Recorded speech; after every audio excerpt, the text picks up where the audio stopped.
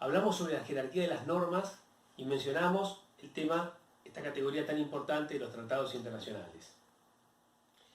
Ahora, ¿qué son los tratados internacionales? Ustedes van a tener oportunidad de conversar y de trabajar sobre esta temática en Derecho Internacional Público, pero necesitamos hacer unas precisiones sobre los tratados, sobre cómo se realizan estos tratados, cómo se ratifican y también cuál es el impacto jurídico que tienen en Argentina.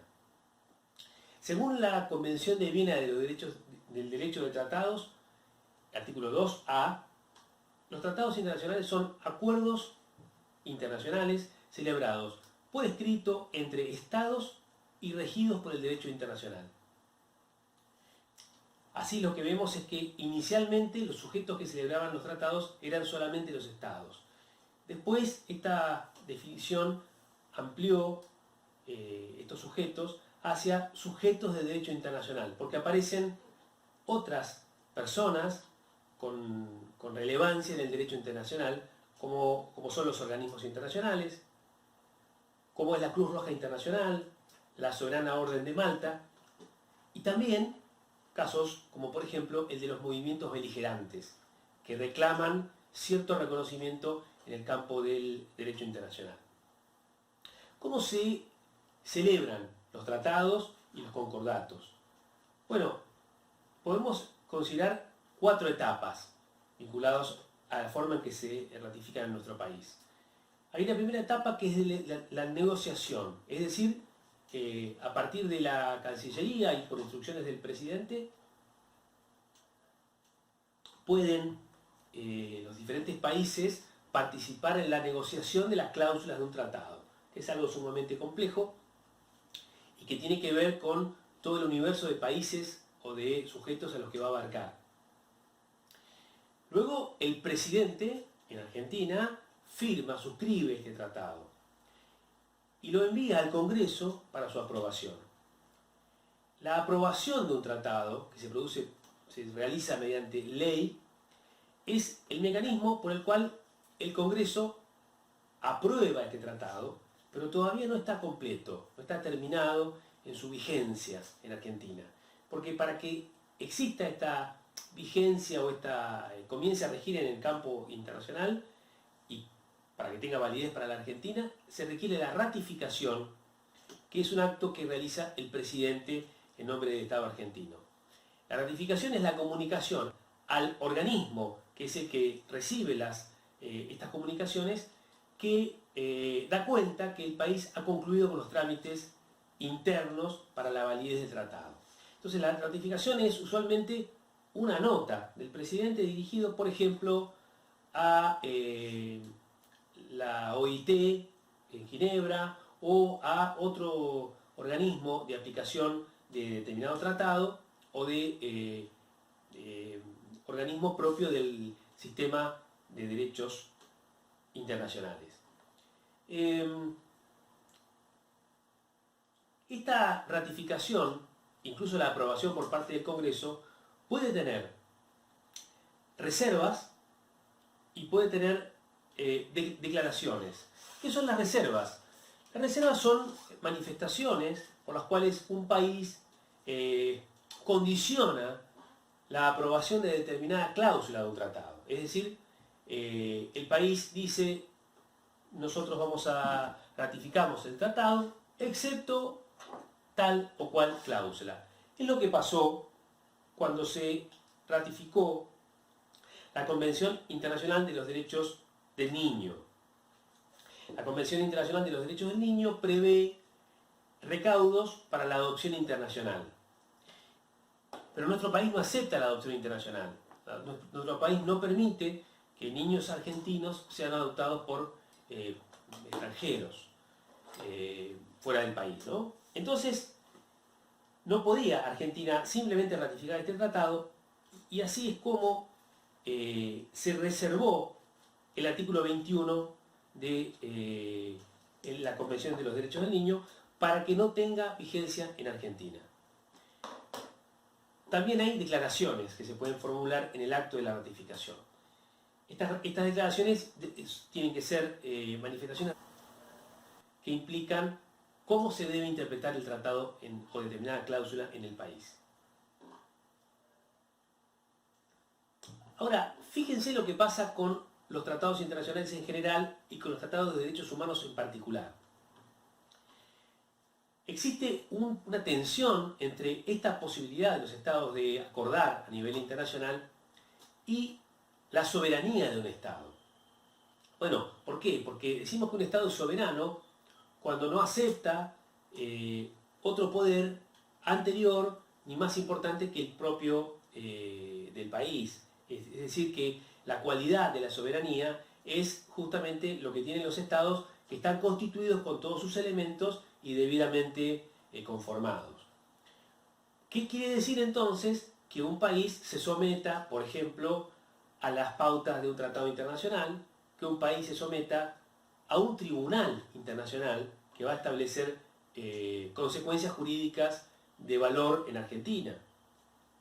Y esto es esta histórica tensión entre los tratados internacionales y la soberanía, que en el caso de los derechos humanos era sumamente crítica porque se supone que los tratados internacionales rigen la relación entre los estados en la medida en que se relacionan entre sí, y no tanto se pensaba que la relación entre estos estados puede condicionar la forma en que se cumplen los derechos de los nacionales de cada país. ¿Qué quiere decir esto? Las cosas que haga cada estado con su propio pueblo, o cada gobierno, digamos, más propiamente, con su propio pueblo, estaban dentro de lo que se conoce como la soberanía y el principio de no interferencia o de no injerencia, un principio del derecho internacional por el cual otro estado no puede inmiscuirse en los problemas internos de un país. Ahora, esto tuvo un punto crítico en la Segunda Guerra Mundial.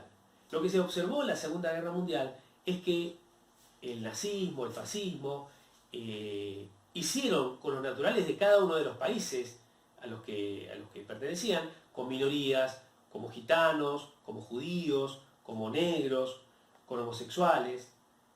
Lo que hicieron fue graves violaciones a los derechos humanos, que incluyeron el genocidio, incluyeron atrocidades que todos conocemos. A partir de la Segunda Guerra Mundial y de las atrocidades de estos gobiernos, es que se revisa la noción que se tenía de este juego entre la soberanía y los derechos humanos. Podríamos decir que los derechos humanos tal cual los conocemos en este momento, o en este punto de la historia de la humanidad, aparecen en rigor de verdad en la segunda mitad del siglo XX y como consecuencia directa de estos horrores. ¿Qué sistemas de protección de derechos humanos tenemos en nuestro país? Bueno, por un lado el sistema nacional, es decir que vamos a ver más adelante cómo el Poder Judicial cuenta con herramientas jurídicas para proteger los derechos de las personas. Pero también hay un sistema internacional, y es el Sistema Internacional de los Derechos Humanos.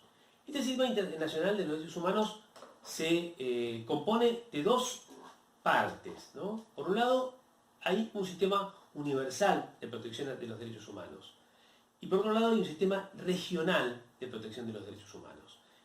¿Cuál es el sistema universal? El que emerge de la organización denominada Organización de Naciones Unidas. Las Naciones Unidas es la Organización Mundial de Países, que de alguna manera es una nueva edición de una que hubo después de la Primera Guerra Mundial, que fue la Sociedad de las Naciones, que tenía por propósito evitar una Segunda Guerra Mundial y como ustedes saben, y todos sabemos, no lo pudo cumplir.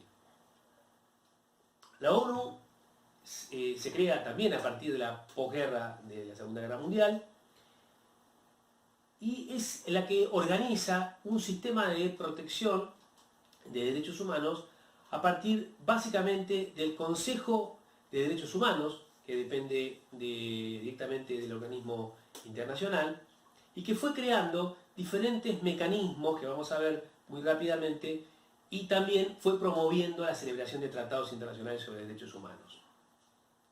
En cambio, el capítulo regional de protección de derechos humanos es el que establece que, por un lado en América, a partir de la OEA, por otro lado en África y también en Europa, existen sistemas regionales de protección de los derechos humanos. El organismo más importante, o los organismos más importantes en América son la Comisión Interamericana de Derechos Humanos y la Corte Interamericana de Derechos Humanos. Ambos organismos son creados por el Pacto San José de Costa Rica o Convención Americana de Derechos Humanos.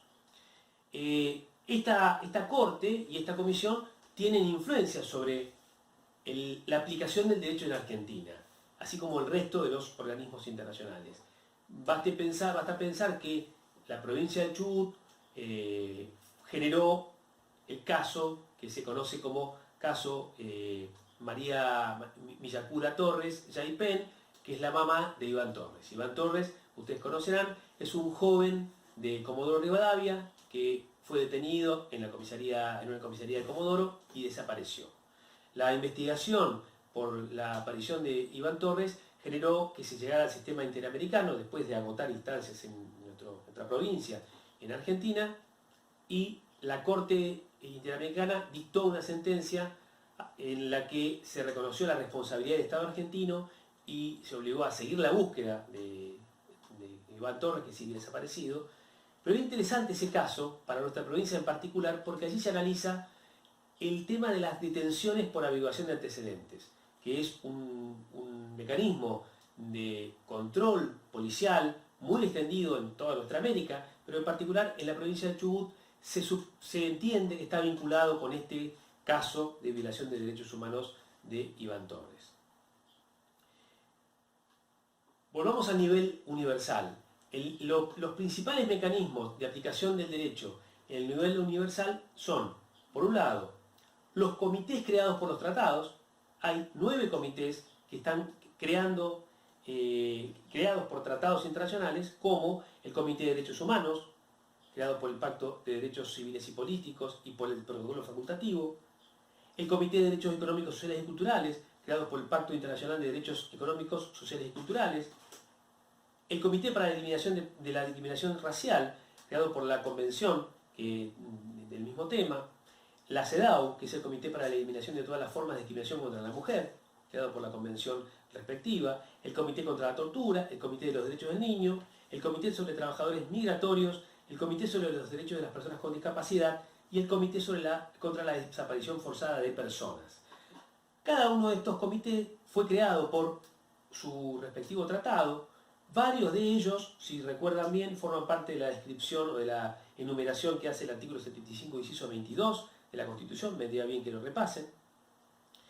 Y van a tener una actuación frente a casos en los que se denuncien la violación de derechos humanos vinculados con estos comités, y también van a hacer informes sobre países. Estos son los dos mecanismos usuales. La intervención en casos y los informes, el sistema de informes. Pero también tiene la ONU procedimientos especiales, como por ejemplo el procedimiento de los relatores especiales, los grupos de trabajo creados por las Naciones Unidas y los paneles o los comités de expertos independientes. Todos estos mecanismos son procedimientos especiales que en conjunto con el resto del sistema de protección internacional van a intervenir y van a trabajar en diferentes países de la región y del mundo, y también van a realizar informes que son temáticos, que son válidos para todos los países. ¿Cómo deben interpretarse los tratados de derechos humanos? Bueno, acá tenemos que volver al texto del artículo 75, inciso 22. Recuerdan que dice que los 11 tratados que menciona, en las condiciones de su vigencia, tienen jerarquía constitucional. No derogan artículo alguno de la primera parte de la Constitución y deben entenderse complementarios de los derechos y garantías por ella reconocidos. Esta frase, en las condiciones de su vigencia, hizo reflexionar mucho respecto de a qué se refiere, pero aquí tenemos que recordar entonces que las condiciones de su vigencia están constituidos por dos aspectos. Primero, por las reservas o declaraciones interpretativas que la Argentina haya realizado en cada ratificación, en cada caso. También dice que no derogan derecho alguno de la primera parte de la Constitución. Entonces hay que interpretar los derechos, declaraciones y garantías, la parte dogmática de la Constitución, en conjunto con los tratados internacionales con rango constitucional y deben entenderse complementarios de los derechos y garantías por ella reconocidos. Por ejemplo, ¿qué dice respecto de la vivienda, el derecho a la vivienda, la Constitución? Bueno, en el 14 bis se habla del derecho a la vivienda digna. Pero para interpretar y para conocer qué quiere decir vivienda digna, podemos acudir al Pacto Internacional de Derechos Económicos, Sociales y Culturales, que en su artículo 11 habla de la vivienda digna, y a la interpretación que se ha hecho por parte del Comité de Derechos Económicos, Sociales y Culturales. Particularmente se han realizado observaciones generales. La número 4 y la número 7 se refieren específicamente al tema vinculado con la vivienda. Y allí ustedes van a encontrar numerosas especificaciones sobre que, por ejemplo, la vivienda digna tiene que tener servicios básicos, la vivienda digna tiene que tener obras de infraestructura en salud, educación. La vivienda digna no es solamente 4 paredes y un techo. La vivienda digna tiene que tener un tamaño adecuado vinculado con la familia, tiene que tener accesibilidad, por ejemplo, para casos de miembros de la familia que tienen discapacidad. Todos estos desarrollos los van a encontrar complementarios de lo que la Constitución dice en el pacto respectivo, en las observaciones generales y en diferentes fallos que van interpretando estos artículos. Por eso, por ejemplo, cuando van a ver el fallo de la Corte, CQ, si ustedes seguramente con Jorge lo van a trabajar, es un fallo muy importante en donde la Corte Suprema de Justicia analiza la validez constitucional de una política dispuesta por el gobierno de la Ciudad de Buenos Aires respecto de las personas en situación de calle. Y allí la Corte vuelve a mencionar todos estos instrumentos y otros. Por lo tanto, hay un juego de interpretación muy dinámico entre los tratados, la Constitución, las observaciones generales y otras recomendaciones del Comité DESC que se consideran soft law, se consideran como un derecho un poco más liviano que el propio texto de los tratados y la Constitución, pero derecho al fin. Esto nos lleva al segundo punto de la interpretación de los tratados y tiene que ver con la obligatoriedad de la interpretación de los órganos especializados. La Corte ha dicho, desde el fallo Giroldi, hace varios años, que la interpretación que hacen los organismos especializados de los tratados es una guía interpretativa obligatoria, ineludible. De este modo, lo que la Corte fue delineando fue una doctrina de la obligatoriedad de la interpretación que realizan los tribunales internacionales, los organismos internacionales, y esto generó algunas resistencias. Sin embargo, la Corte fue dictando diferentes fallos a partir de Giroldi u otros, Baramajo, Acosta, Felicetti, Simón, y en todos estos fallos lo que fue indicando a los tribunales inferiores de Argentina es la importancia en la interpretación de los tratados de considerar el modo en que lo interpretan los organismos de aplicación de esos tratados. Esto, por supuesto, tuvo resistencias. Una de las resistencias, desde el punto de vista de la doctrina, más importantes, la realizaba el doctor Rosenkrantz, que hoy es juez de la Corte Suprema. Y él escribió diferentes artículos sobre por qué esto era problemático y de qué manera esto afectaba a la soberanía.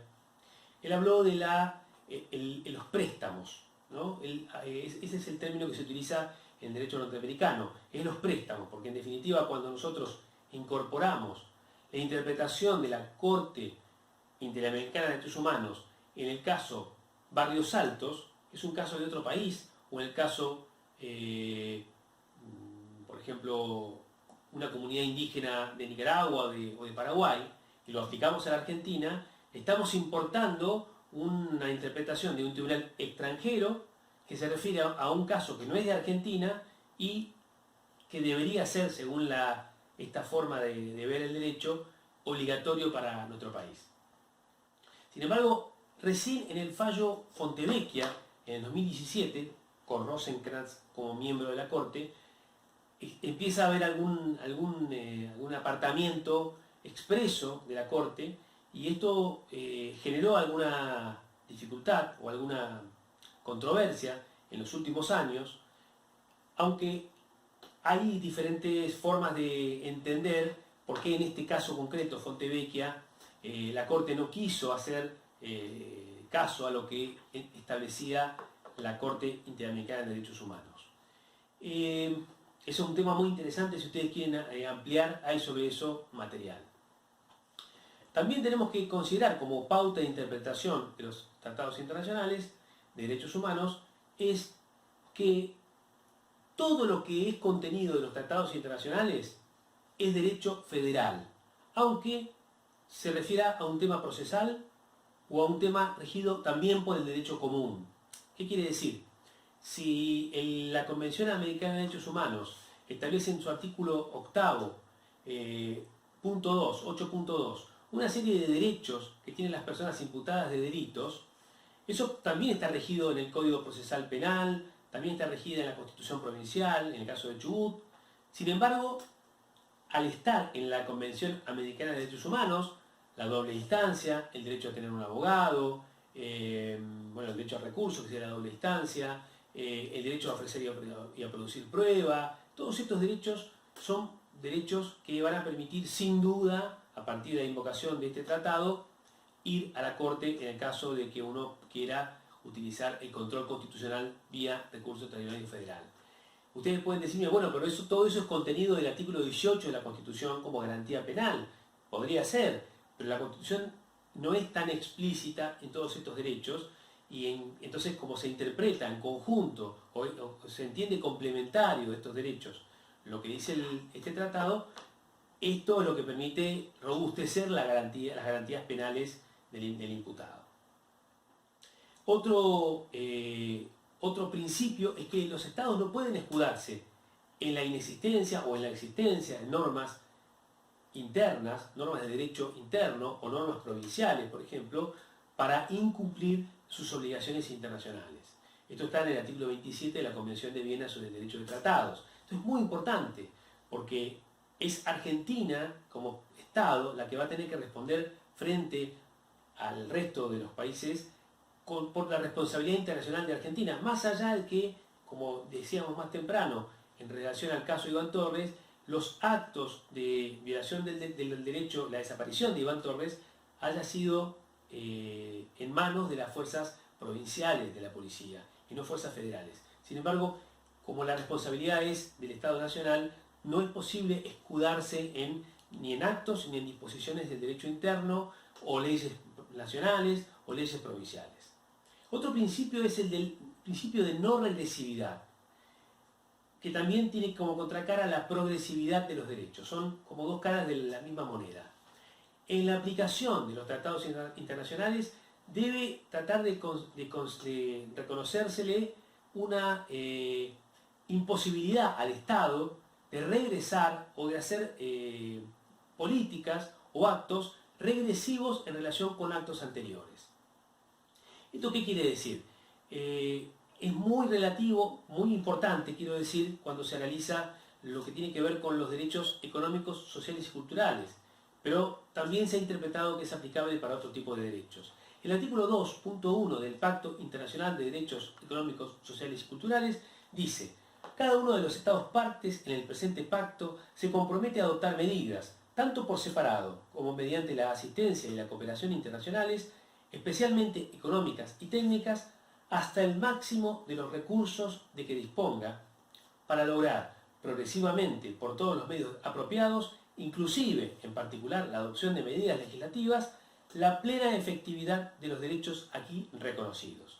Esta frase es la que quiero recalcar: hasta el máximo de los recursos de que disponga para lograr progresivamente la efectividad de los derechos aquí reconocidos.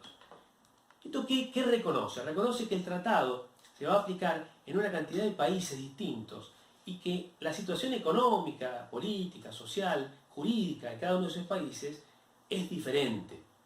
Lo que quiere decir es que no todos van a lograr el reconocimiento de la totalidad de los derechos en el grado máximo en el mismo momento.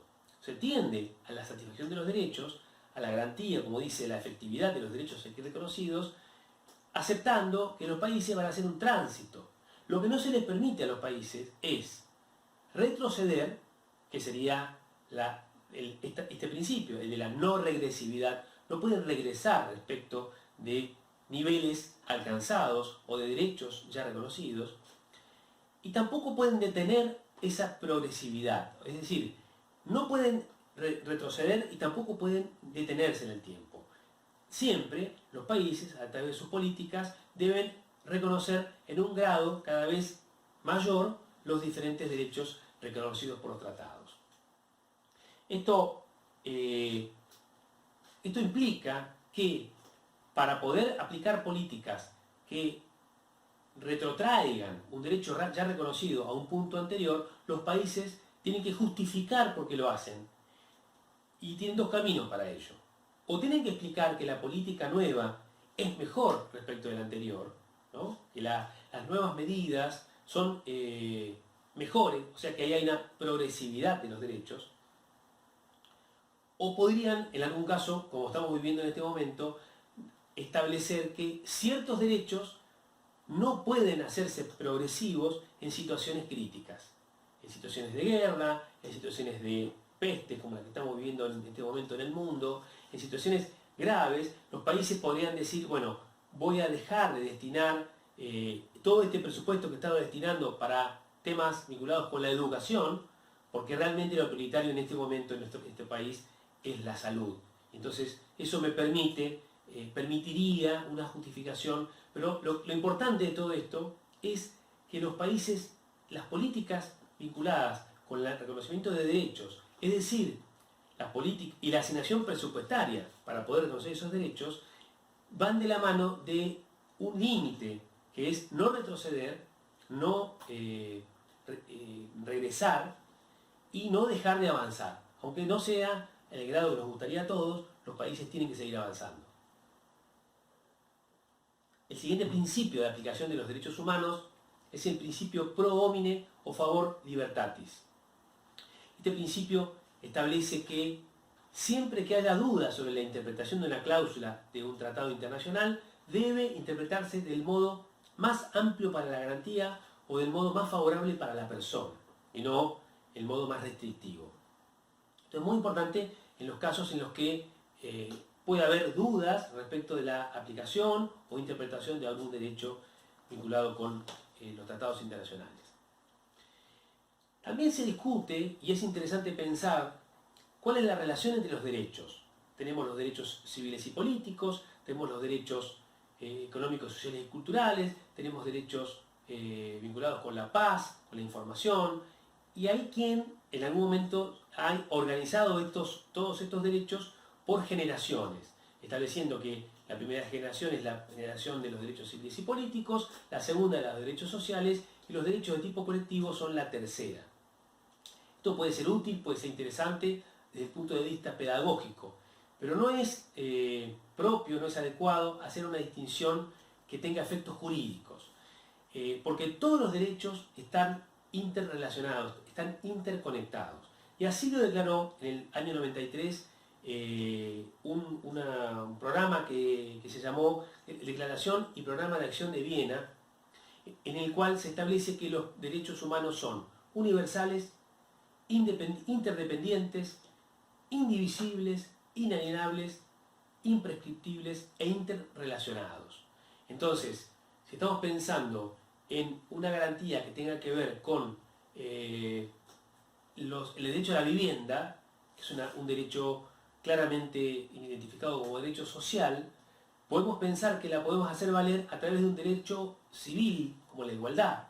Por ejemplo, que una persona no sea discriminada en la asignación de recursos para acceder a la vivienda. Y ahí tenemos claramente juego entre derechos civiles, igualdad, no discriminación, y derechos sociales, derecho a la vivienda digna.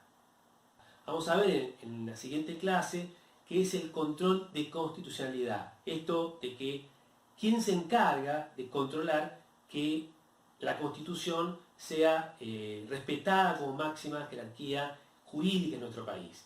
Esto sería el control de constitucionalidad. Pero como ahora tenemos, además de la Constitución, una serie de tratados con el mismo rango, también se habla del control de convencionalidad. Es decir, los jueces, cuando interpretan los casos, deben controlar que la aplicación del derecho no solo respete la jerarquía de la Constitución, sino también la de los tratados internacionales, tanto los que tienen rango constitucional como los que no lo tienen, porque sí tienen rango superior a las leyes. Así que vamos a retomar este tema cuando trabajemos sobre el control de constitucionalidad. Finalmente, tenemos que hablar de una categoría de tratados que es la de los tratados de integración. Están descritos en el artículo 75, inciso 24 de nuestra Constitución, que permite que el Congreso, además de los tratados de derechos humanos y de otros temas, que son los tratados internacionales clásicos, apruebe tratados de integración que deleguen competencias y jurisdicción a organizaciones supraestatales en condiciones de reciprocidad e igualdad y que respeten el orden democrático y los derechos humanos. Las normas dictadas en su consecuencia tienen jerarquía superior a las leyes. Acá tenemos de nuevo tratados, que son tratados de integración, que también entiendo que van a trabajar cuando vean derecho comunitario. Estos tratados de integración tienen jerarquía superior a las leyes, pero fíjense que para su aprobación y ratificación en Argentina se requieren distintos mecanismos y distintas mayorías que para el resto de los tratados. Cuando se trata de tratados de integración con estados de Latinoamérica, la Constitución reclama la mayoría absoluta de la totalidad de los miembros de cada Cámara. Cuando se trata de otros estados, o sea, tratados de integración con estados que no son de Latinoamérica, se requiere de la mayoría absoluta de los miembros presentes de cada Cámara. Con estas mayorías se declara la conveniencia de su aprobación. Y solo 120 días después, con la mayoría absoluta de la totalidad de los miembros de cada Cámara, se puede aprobar. Entonces, estos tratados de integración son los que permiten que los países, sobre todo se usa mucho en el campo regional, el ejemplo, digamos, más clásico es el Tratado del Mercosur, que establece obligaciones recíprocas entre 4 países y luego generó ampliaciones y incorporaciones de otros estados. Establece órganos superiores a esos 4 países, órganos de aplicación para este tratado del Mercosur, y quiero que noten en particular que el mecanismo de aprobación, que la mayoría y el procedimiento de la aprobación es distinto que del resto de los tratados internacionales. Con esto terminamos con la temática de los tratados, que es muy importante y que van a modificar de un modo definitivo el modo en que conocemos el derecho en nuestra región. Gracias.